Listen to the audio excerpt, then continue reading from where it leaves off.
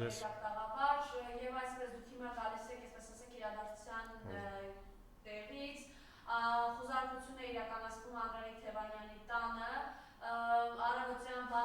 գրասենյակ են ներխուժել ԱԱԾ դիմակայված անձինք, իրավիճակն ինչպես է գնահատում, ինչ կարող եք մեզ փոխանցել, ինչ է այս պահին տեղի ունենում, եւ սա մի մարդու բղավոցների հիման վրա կարված գործ է, խնդրեմ։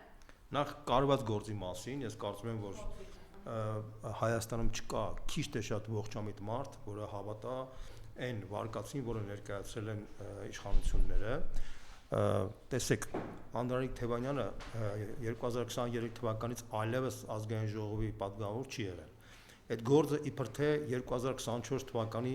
ազգային ժողովի հատուկ նիստում ինչ-որ գաղտնի ինֆորմացիայի հիման վրա են բանարել, որ ինքը ապօրինի ձևով կարողացել է ինչ-որ ձևի հայթայթել։ Մարիամ, sense մի բան ձևակերպեմ, էլի։ Ուրեմն դուք էլ գիտեք, որպես լրագրող, որ Հայաստանում ցավոք սրտի բոլոր այդ գաղտնի նիստերից հետո հաջորդ օրը Հայաստանի բոլոր լրատվամիջոցները իրար փոխանցելով ներկայացնում են բոլոր այսպես ասած գաղտնի նիստերի ինֆորմացիաները։ Այնպես որ խոսել, որ ինչ-որ գաղտնի նիստից ինչ-որ պետք է մարդը ինֆորմացիա հայթայթեր եւ տրամադրեր ինչ-որ արտասահման, դա շատ ծիծաղել է, անդորում այդ լուրը պետքա արժանար, չգիտեմ, 600 քանի հազար $, ընդհանրապես ծիծաղել է։ Ես ուղղակի կարող եմ արձանագրել, իհարկե ցավոք, բայց Հայաստանի իշխանության մեջ միշտ էլ տարբեր երկրների, այսպես ասած, հատուկ ծառայություններ ունեցել են իրենց, այսպես ասած, գործակալները եւ հենց պետական համակարգում են աշխատում, ամերիկյան, ռուսական, ֆրանսիական, այս իշխանության պարագայում, արդեն թուրքական, ես արձանագրենք սա, դա ողբերգություն է, բայց դա փաստ է եւ ասել, որ ինչ-որ այդպիսի մի լուր պետք է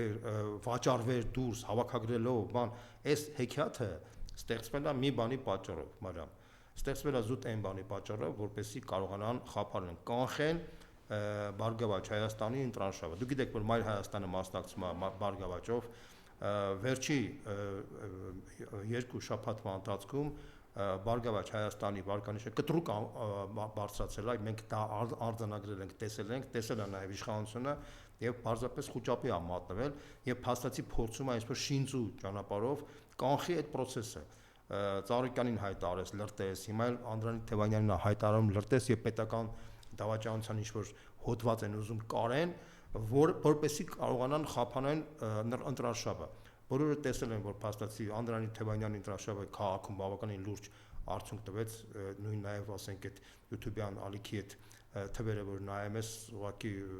շատ մեծ թվեր ցույց տալիս եւ նույնը կարելի ասել Ծառուկյանի մարզերի այցերի հետ կապված եւ այս ամենը չէր կարող չմտահոգել իշխանությունը եւ ընդհանուր առմամբ կարող եմ ասել, որ ընդդիմադիր այլ ուժերի վարկանիշներն են բարձրանում եւ այս պայմանների դրությամբ Նիկոլ Փաշինյանը խիստ մտահոգվել է եւ չգիտի թե ոնց անի, որ խնդիրը լուծի, այսպես ասած, մինչեւ ընտրությունները կարողանա իր արդյունքը հաստատի, բայց դա չի հաջողվելու։ Իդեպ ասեմ, որ 3 միջազգային Human Rights Watch կառույցի նախագահ Քենեթ Ռոթը հայտարարեց, ուշադիր լսեք, Մարիամ, ինչի մասն է խոսքը, ինքը հայտարարեց, որ սխալ են անում արևմտյան երկրները, որոնք աջակցում են Հայաստանի փոքրիկ բռնապետիկին հաստատել բռնատիրական ռեժիմ արևմտյան դեմոկրատական քողի տակ, որովհետև դրանով Հայաստանում վարկաբեկվելու է Եվրոպայի գաղափարը եւ դեմոկրատական արժեքներն են վարկաբեկվելու։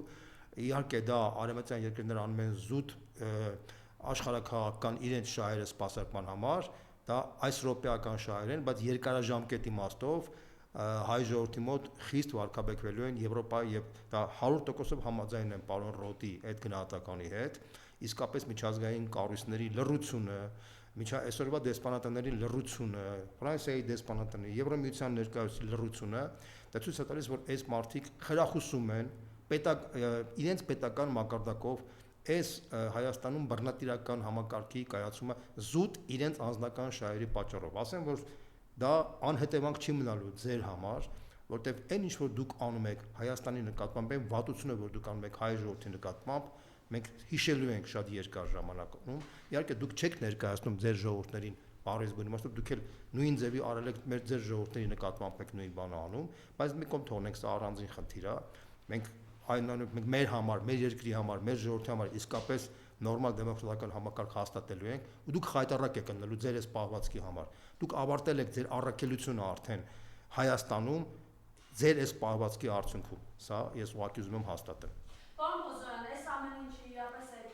խանգարված վիճակում այս բղավոցները ոտքի վրա, այսպես նախընտրական քարոզարշավի շրջանակներում բղավում է, ինքը այդ ինֆորմացիա է տալիս եւ ներողություն ուղղորդում, որովհետեւ այս գործողությունները իրականացվեն։ Իրապես սեփական վախերի հիման վրա է հիմնված, թե փորձում է ինքը վախի մտորում ստեղծել։ Տեսեք, չէ, սա վախեցած մարդու արձագանքն է։ Ես ուղղակի հիշեցնեմ, որ 1945 թվականին, երբ որ Գերմանիան պարտվում էր, Հիտլերը վախից իր գեներալներին կանչում էր հրանգներ տալիս, որպեսզի ճակատ ճղեն, բանանեն, ինչ-որ հարձակվին, հարձակում անեն, բանանեն, գեներալները ասում են այո, բայց գնում էին սենյակները ժպտալով, ոչ մի ձայն չէին հանում, բայց վախենում են իրականությունը ներկայացնեն ֆյուրերին։ Սա ես ուղղակի ուզում եմ, որ դուք ժողովուրդը դրա մասին իմանա։ Հետո գա մի քանի օր անց ընդամենը Հիտլերը հասկացավ, որ իր մոտիկները փաստացի չեն ուզում իրեն տխրեցնեն եւ ստույցն տրամադրություններ գցեն, բայց ինքը հասկանալով այդ ամեն ինչը, գիտակցելով, որ ինքը արդեն պարտվել է, ինքը թույն ընդունեց եւ ինքնասպանությամբ ավարտեց իր, այսպես ասած, կյանքը, որովհետեւ այլևս հասկացել էր, որ այլևս հնարավոր չէ ապրել եւ այդպիսի ավերացումներ բերելով Գերմանիայի ժողովրդին, հիշեցնեմ, որ 9 միլիոն մարդ սպանվեց Երկրորդ համաշխարհային պատերազմի ժամանակ Գերմանիայում, մոտ 27-28 միլիոն մարդ սպանվեց նախկին խորհրդային միության երկրների ժողովուրդների, մոտ եւ ընդհանուր առմամբ ամբողջ աշխարհում մոտ 60 միլիոն մարդ սպանվեց այդ Հիտլերի պատճառով։ Նույն այն մարդու, ով 33 թվականին այսպիսի պահվածքով, ղժաժան ձևակերպներով, լաչառությամբ, այսպես ասած, եկավ իշխանության, խաբելով մարդկանց եկավ իշխանության, ինչպես որ այս մարդը խաբեց 18 թվականին եկավ իշխանության, խաբելով բերեց իր թիմին, հետագայում ողբերգության մեջ գցեց մեծ պատերազմների մեջ գցեց իր երկիրը, ողբերգության երկիրը մասնատեց, մինչև հիմա էլ Կալինինգրադի մարզը, Քյոնիգսբերգը նախքին արդեն ինքը հավերժ կորցրել է, եւ այդ Սելեզիան կորցրեց եւ Լեհաստանը գնաց, ինքն Գերմանիան մասնատվեց, տարածքներ կորցրեց, 9 միլիոն մարդ կոտորեց իր սեփական ժողովրդի մեջ, ամբողջ աշխարհի մեջ վատություն տվեց ու հետո ինքնասպանությունով հեռացավ կյանքից։ Սա Գերմանիայի այն ինչ որ տեսանք, հիմա ավելի փոքր մասշտաբով մենք ականատ ենք տեսնում Հայաստանի մասով։ Սա նույնպես է ողբերգությունը ավարտվելու է հունիսի 7-ին։ Ես դրա մեջ կասկած չունեմ, որտեղ տեսնում եմ թե ինչ տրամադրություններ կան արդեն հանդրության մեջ, բայց ցանկացած բռնապետ իր վերջին օրերը այսպես այս հիստերիայի մեջ են գնում, փորձում է այսպես ասած փրփուրներից կախվել։ Սա պարզ ռեակցիա է մի մարդու, որը պարտվում է եւ ամեն ինչ ուզում է անել, որ այսպես ասած չխորտակվի։ Սա է խնդիրը։ Ասացիք իրենք գալու իշխանության ջահատներ վերեցին, խնդրում եմ այս հայտարարությունը լսեք։ Իսկ այսօր քարոզարշավի ժամանակ Գևորգ Պապայանն ասում է, եթե մենք չընտրվենք, չվերընտրվենք,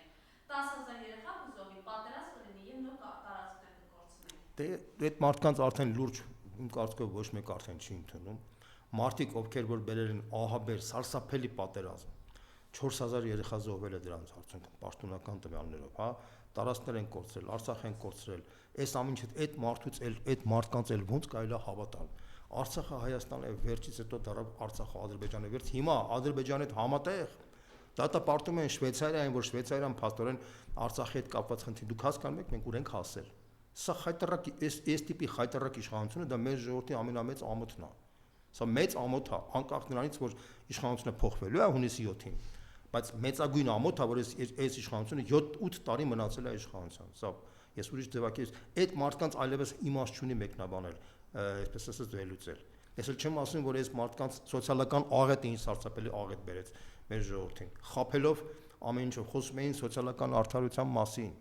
սոցիալական արդարության մասին խոսող մարդիկ պաստորեն ժողովրդին աղքատության մեջ են գցել։ 11 անգամ բանկերի եկամուտը մեծացրել են, իրենք դոլարային միլիարդատեր են դարձել, մի փոքր զանգվածից մնացածները դոլարային միլիոնատերներ են դարձել։ Այն ժամանակ երբ որ բոմժեր էին, փողոցային խուժան էին եւ կոպեկ չունեին, որ բանանային, եւ այս մարդիկ եկել են մարդկանց ինչ որ բաներ են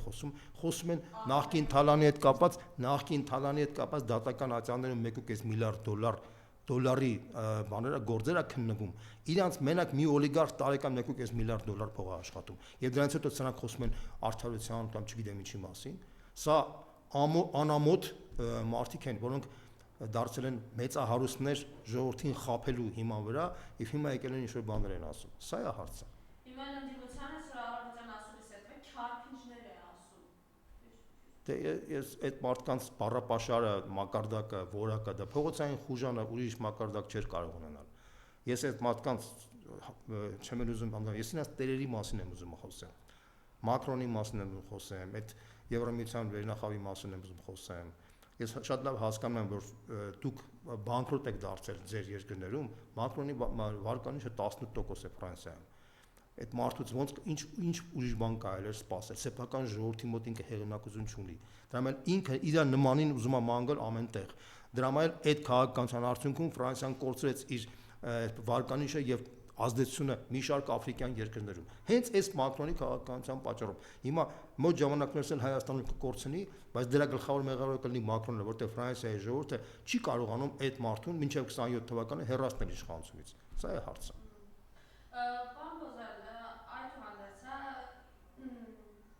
Մենք հիմա հետևում ենք այս նորից գալու պարոն Թևանյանի գործին։ Այս հայտարարությունը այսօր ասուլիսի ժամանակ հասել է, տեսեք, էլի այսօր մենք էլի փաստաթղթեր ունենք որոշ ներկայացուցիչների վերաբերյալ հարմար պահին կհրապարակեն։